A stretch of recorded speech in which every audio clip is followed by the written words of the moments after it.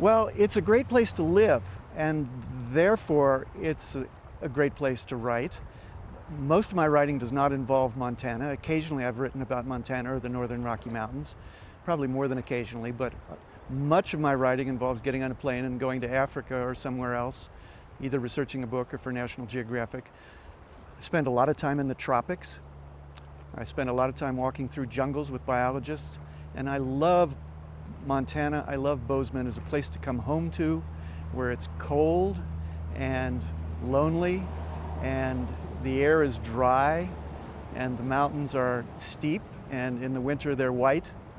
And I live in a wonderful house with a wonderful family and have a great office, and that makes it a great place to write. I started off as a novelist, started off as a fiction writer, published my first book, my first several books were novels.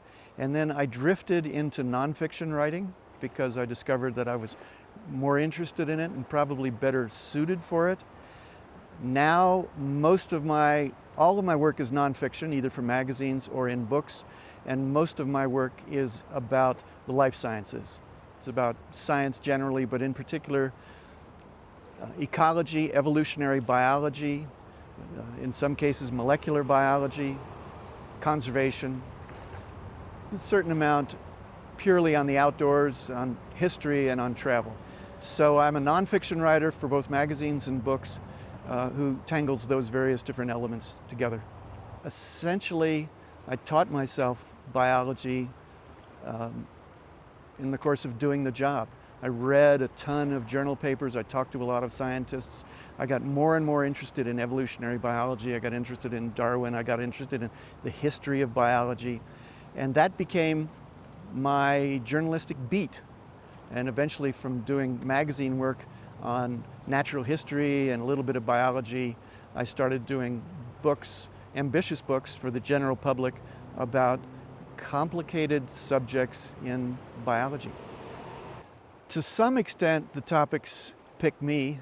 I get interested in something and maybe I write a magazine piece about it. Maybe I write a feature story, a 5,000, 6,000 word piece for a magazine. And in some cases, I finish that and I say, this subject is much deeper than that and much more interesting than that. So a magazine assignment in some cases has turned into a book project for me. That was true of my first full-length nonfiction book, The Song of the Dodo, which is about evolution and extinction on islands, history of evolutionary biology and what we've learned about evolution and extinction from the study of islands. We've learned things that are applicable to conservation on the mainlands of the world. That began because I wrote one magazine piece about a situation on the island of Guam where an invasive tree snake was eating up all of the endemic birds on Guam. I wrote that piece, and in the course of researching it, I discovered that there was this huge body of literature, this huge body of scientific research and thinking about islands, about evolution and extinction on islands, a field called island biogeography. So I wrote this book, 8 years, 600 pages about island biogeography. My intended audience is your brother-in-law, the lawyer, and my sister-in-law, the healthcare professional, and your grandmother, and everybody else in between. I write about science, and as I said, I write in some cases about complicated matters in biology, molecular biology, evolutionary biology.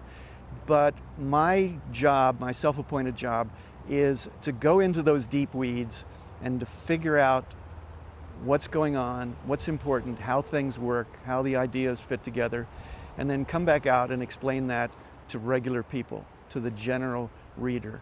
I don't want to be writing only for self-described science nerds.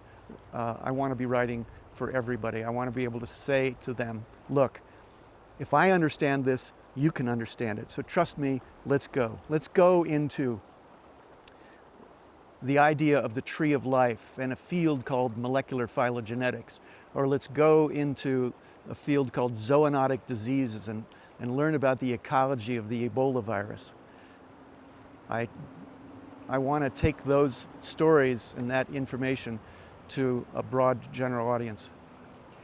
Well, some of these big idea pictures even though they involve complicated science, have huge applications to how we live our lives, how we govern our country, how the economy works, how healthcare works, how we keep ourselves healthy, how we take care of our loved ones, and how we understand ourselves within the history of planet Earth.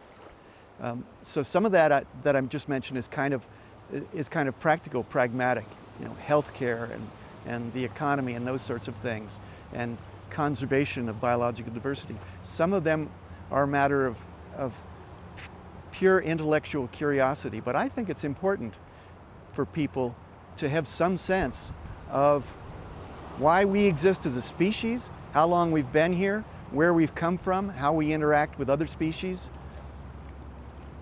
So I try and provide information services to people, I try and provide entertainment to people, but I also try and encourage them to be deeply curious about the world that they live in and their place within it. There is a push against science in America presently. There has been some of that for a long time. There are poll numbers that go back 30 years gathered by the Gallup company that show how many people in the United States don't want to believe that the human species is a product of evolution from earlier forms of life. It's like 35 to 40%. It's in the high 30s. And that's not 2 years ago. That's going back into the 1980s. So some people are scared of science and scared of the implications of science. They're scared of science in the sense that they feel, oh, I can't understand that. That's for the experts. Well, wrong. You can understand it. Trust me. Let's go together and we can pick this apart. I feel lucky to be a science writer at this time when there is so much deep, fascinating new science, and when there is such a desperate need for people to absorb some of it, the non-scientists to say, okay, I want to learn a little bit more about that. I want to understand that just a little bit better. People are talking about immunotherapy for cancer. What does that mean? How can your immune system deal with cancer that's made of your own cells? How can that be? It's things like that it's my chosen mission to try, among other science writers, to try and explain to people.